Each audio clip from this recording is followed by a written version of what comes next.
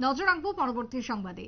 নিজের জীবন বাজি রেখে মানবতার দৃষ্টান্ত দেখালেন এক যুবক। একেবারে যুবকের দুঃসাহসিক মানসিকতাই আজকে দেখলো বিলোনিয়াবাসী।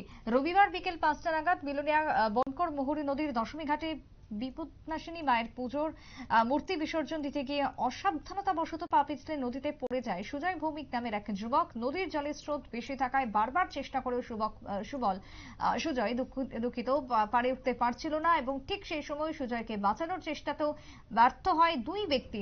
এরই মধ্যে সুজয় ভৌমিক মুহুরী নদীর জলের স্রোতে যখন ভেসে যায় তখনই শুরু হয় চিৎকার চেঁচামেচি। আর ওই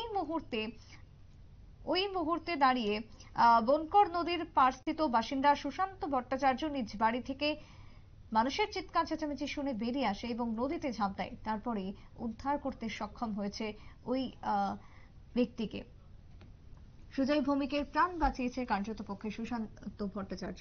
এই যুবকের সাহসিকতায় এক প্রকার বলা যায় প্রাণ বেঁচেছে আর এক যুবকের। কি বক্তব্য বিলোনিয়া থেকে উঠে আসছে শুনুন। মঞ্জন দাস।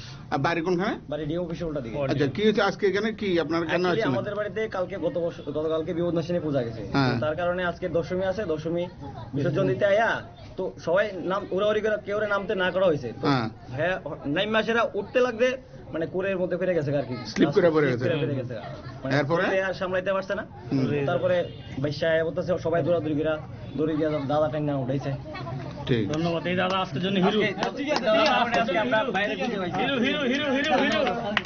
মানে এই দাদা থাকার। আপনারা শুনলেন সুজয় ভৌমিকের বক্তব্য এবং তিনি যে আজ প্রাণে বেঁচেছেন শুধুমাত্র সুশান্ত ভট্টাচার্যের জন্য সে কথাই উঠে আসলো বিলোনিয়া থেকে। ছোট্ট একটা বিরতি নেব, ফিরবো বিরতির পর, সঙ্গে থাকুন।